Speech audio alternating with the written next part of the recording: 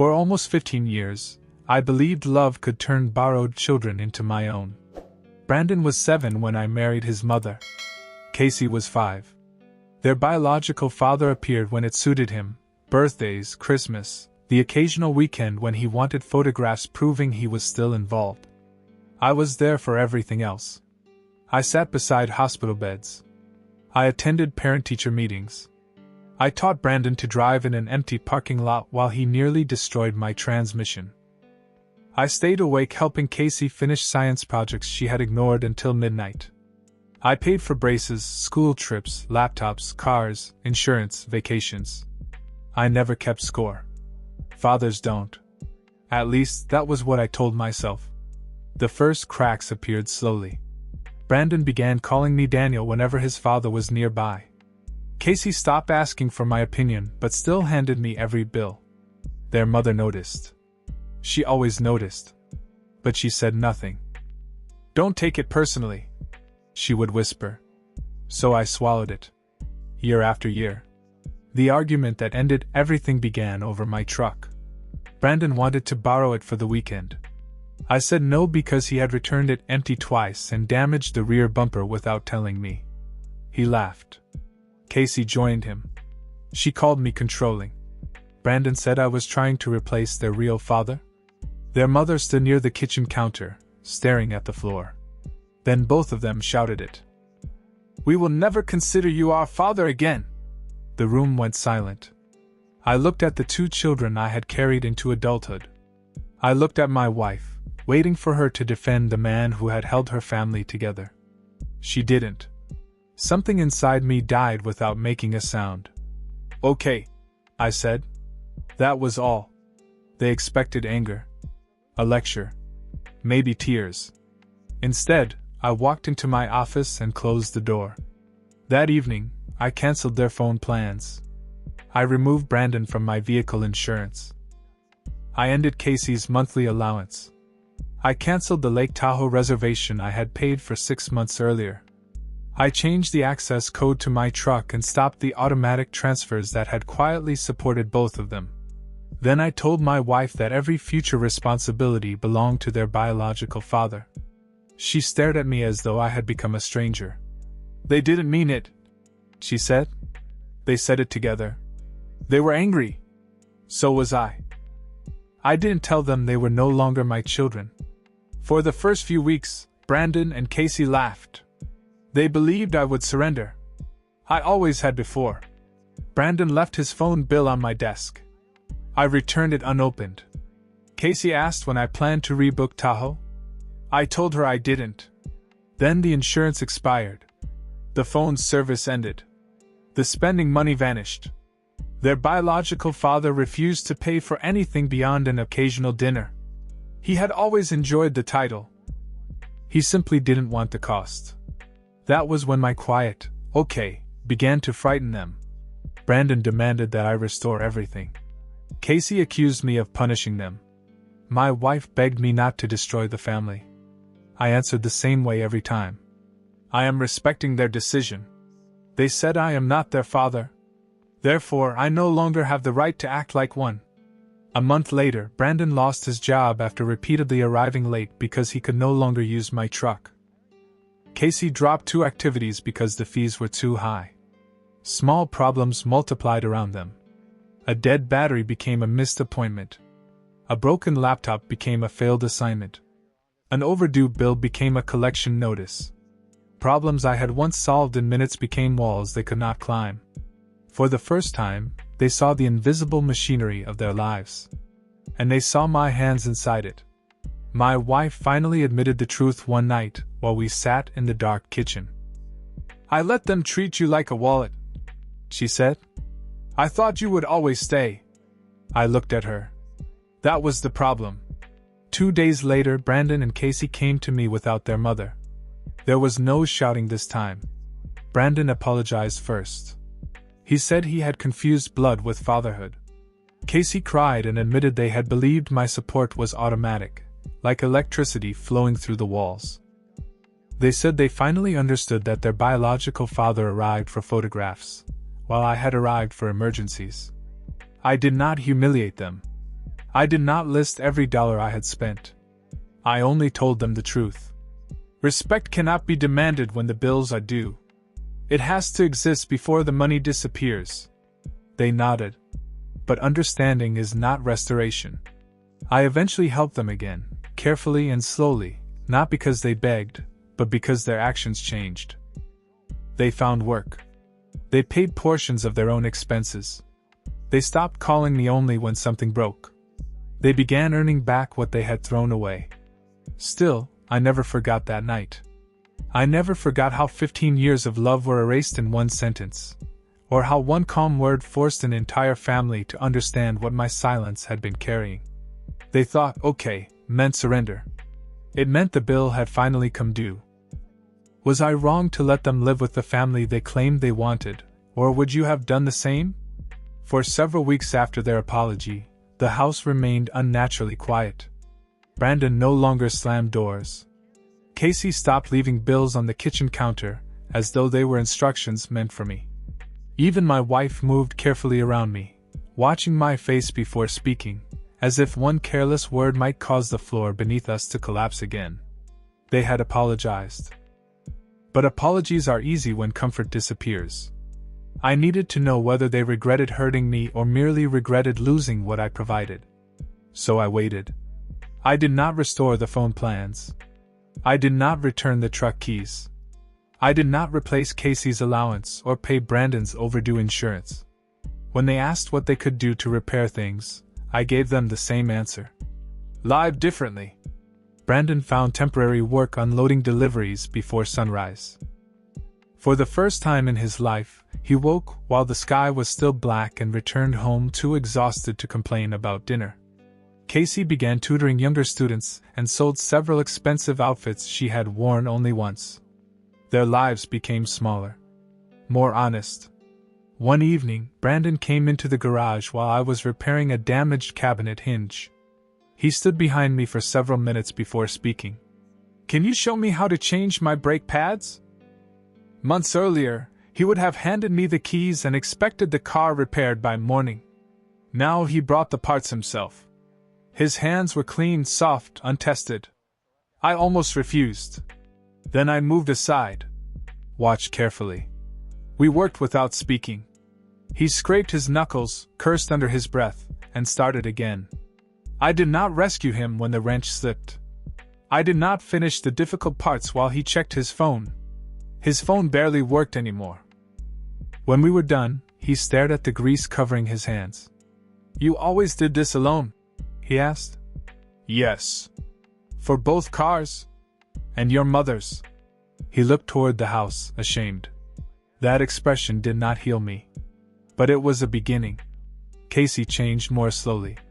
She had always known how to cry at the correct moment. Tears had opened doors for her before, and I could see her frustration when they no longer worked on me. One afternoon, she asked whether I would pay the registration fee for an art program she had already been accepted into. I asked how much she had saved. Her face tightened. You know I can't afford all of it. That wasn't my question. She had saved less than half. I told her I would match whatever she earned before the deadline. She accused me of turning affection into a transaction. My wife started to intervene, but I looked at her, and she stopped. Casey stormed upstairs. The old pattern. But the next morning, she left early for work. She accepted extra tutoring sessions. She spent weekends helping a neighbor clean an office building. When the deadline arrived, she placed her savings on the table. Every dollar. I matched it. She stared at the confirmation receipt, then quietly said, "Thank you?" Not dramatically. Not because she needed something else. Just thank you. Those two words reached a place her apology had not. Still, the deepest wound remained between my wife and me. The children had been cruel, but they had been young enough to believe cruelty vanished when the argument ended. She had known better. For 15 years, she had watched me carry responsibilities another man abandoned. Whenever the children dismissed me, she asked me to be patient. Whenever I asked for respect, she asked me to be understanding. Her silence had protected them.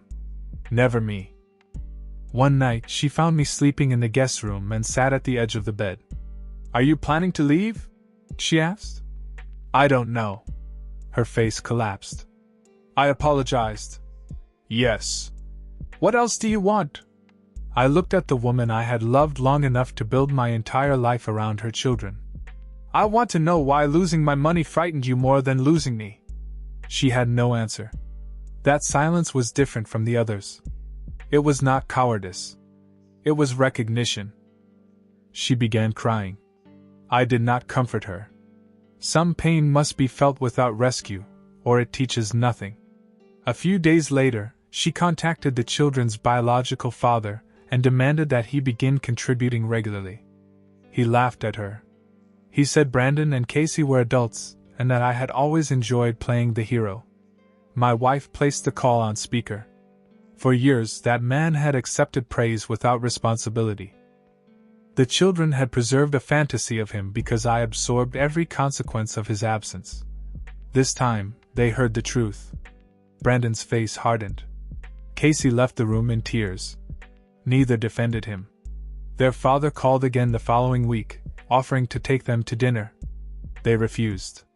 Not because I ordered them to, but because they finally understood that occasional attention was not devotion. That evening, Brandon asked whether he could call me Dad again. The question struck harder than the insult had. I wanted to say yes. Instead, I told him, "Call me what your actions can support." He nodded. Months passed before the word returned. It happened quietly while we were loading groceries from the car. "Dad, can you grab that bag?" He froze after saying it. So did I. Neither of us mentioned it. I picked up the bag and followed him inside. I had once believed fatherhood was proven by sacrifice alone. I was wrong. Sacrifice without boundaries creates entitlement. Love without respect becomes a debt no one intends to repay. They were learning. So was I. But even as our home slowly rebuilt itself, I knew the old family was gone forever. Perhaps it needed to die so something more truthful could take its place. Was forgiveness my strength, or had I simply opened the door to being wounded again? The word, Dad, returned to our house carefully, almost fearfully, as though it knew it had once been used as a weapon and no longer trusted the mouths that spoke it. Brandon said it only when he forgot himself. Casey waited longer. By then, both of them had begun paying their own expenses.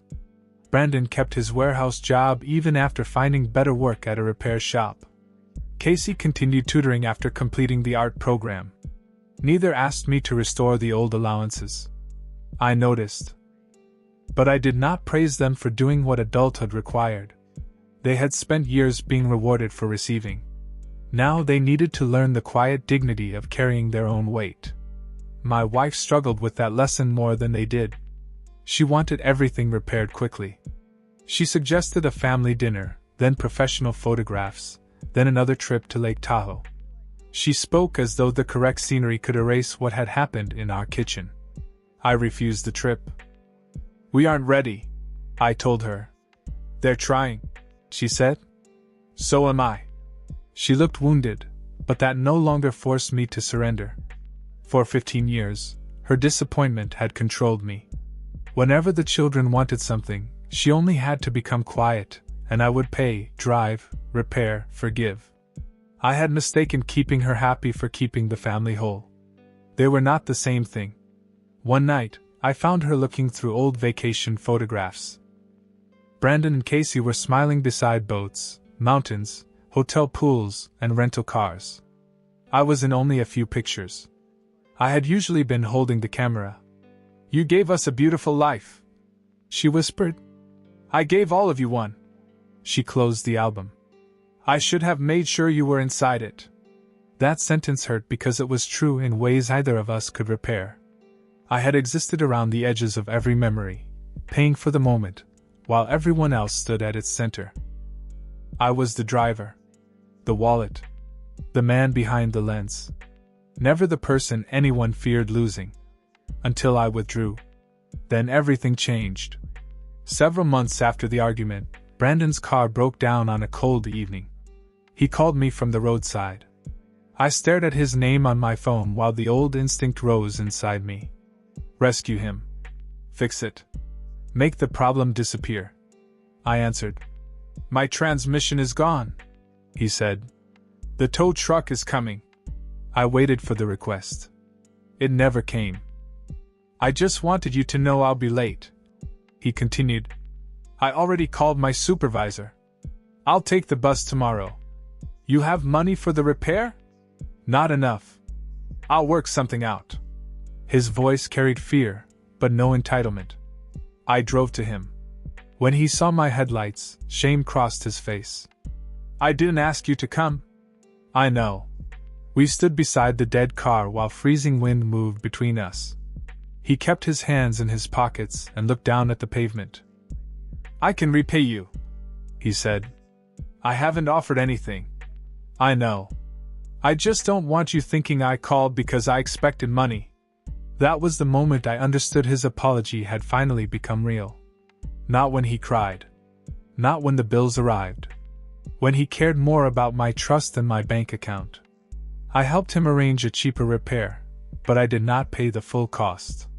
We agreed on a loan, written on paper, with monthly payments. He signed without complaint. Casey's turning point came differently. She had been offered a place in another art program, one more prestigious and much more expensive. Her mother immediately looked at me. Casey saw it. No, she said. My wife blinked. No what? Don't ask Daniel.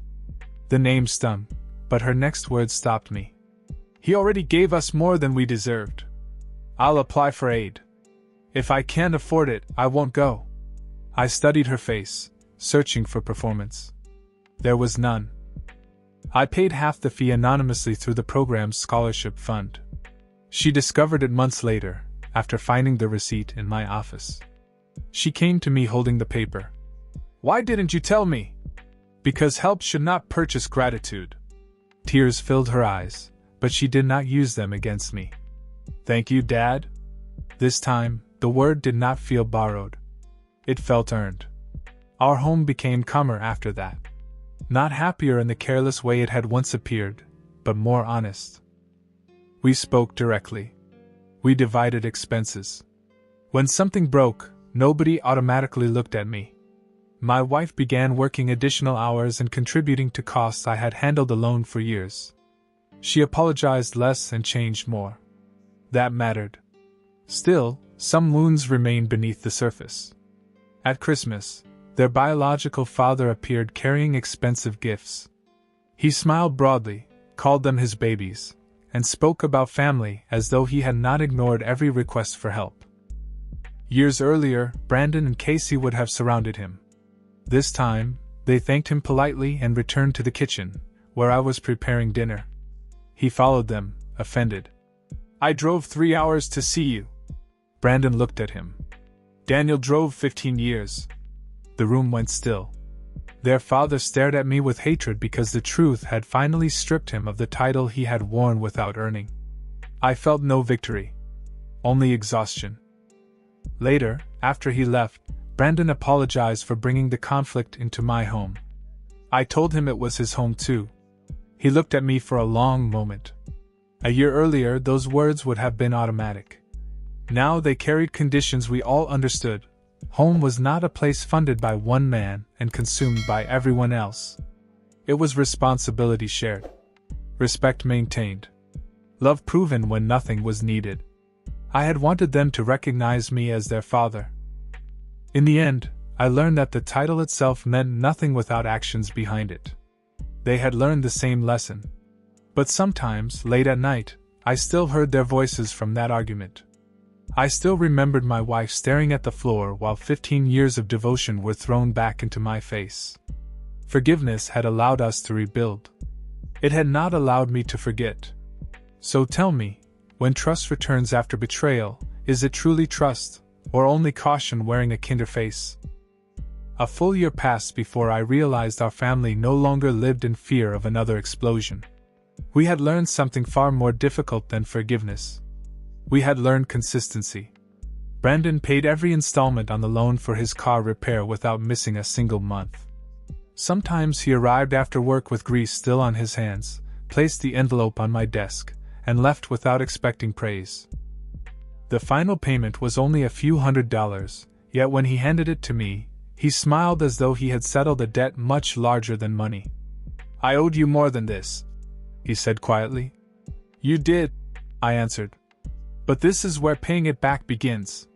He nodded, understanding that I was speaking about trust, not dollars. Casey changed in quieter ways. Every Sunday she prepared dinner before I returned from work. She never announced it. She simply cooked, set the table, and waited until everyone sat together before serving herself. One evening I thanked her. She looked surprised. "You thanked us for years," she whispered. "We almost never thanked you." The room fell silent. My wife lowered her eyes because she knew the same sentence belonged to her. For years I had repaired leaking faucets, changed flat tires, balanced budgets, shoveled snow, carried furniture, signed tuition checks, and solved every emergency before anyone else even noticed it existed. I had become so dependable that my effort disappeared into the background. They had mistaken reliability for obligation. Only absence had revealed my presence. A few weeks later my company announced unexpected layoffs. For the first time in decades, I drove home uncertain whether I would still have a paycheck by the end of the month. Old fear returned. Not because I doubted myself. Because I remembered how alone I had once felt inside my own home. When I told my family the news, nobody asked what would happen to vacations, allowances, or holiday plans. Brandon asked for my resume. Casey started searching for openings online before dinner was finished. My wife took my hand across the table. "We'll carry this together," she said. Those words stopped me cold. Years earlier, I had carried everything while everyone else watched. Now 3 people were reaching toward the weight before it even settled on my shoulders. I was not laid off in the end. My position survived the restructuring. But that wasn't what stayed with me. What stayed with me was their first instinct. To help. Not to receive. Christmas arrived again, exactly 1 year after the argument that had nearly destroyed us. We stayed home instead of traveling. Brandon grilled outside despite the cold. Casey insisted everyone leave the kitchen because dinner was her responsibility. My wife laughed more freely than she had in months. Before we ate, Brandon stood up holding a small wrapped package. "This isn't expensive," he said. "Actually, it's probably the cheapest gift here." Inside the box was the old truck key I had taken back after that terrible night. He had attached it to a simple keychain engraved with one sentence. "Family is built by the one who stays." Nobody spoke. Casey reached across the table and squeezed my hand. "I used to think being a father meant sharing blood," she said. "Now I know it means sharing burdens." My wife began crying softly. "I should have defended you long before you defended yourself." For the first time since our marriage, I believed her apology had reached the deepest part of her heart. I looked around the table and realized something unexpected. The family I had tried so desperately to preserve no longer existed. This one was different. Smaller in pride. Stronger in honesty. No one expected me to rescue them. No one treated my sacrifices as invisible. Respect had finally replaced entitlement. That calm, "okay," had sounded like surrender when I spoke it. In reality, it became the strongest sentence I had ever said. It cost us comfort. It nearly cost us each other. Yet without it, none of us would have become the people sitting around that table. Sometimes love demands patience. Sometimes it demands sacrifice. And sometimes, the greatest act of love is refusing to carry people any farther until they decide to walk beside you. Looking back now, I no longer wonder whether I was too harsh. I wonder how many families quietly collapse because one person keeps giving while everyone else keeps taking. Would ours have survived if I had said anything other than that single, quiet word? Or did saving my family begin the moment I finally stopped saving everyone in it?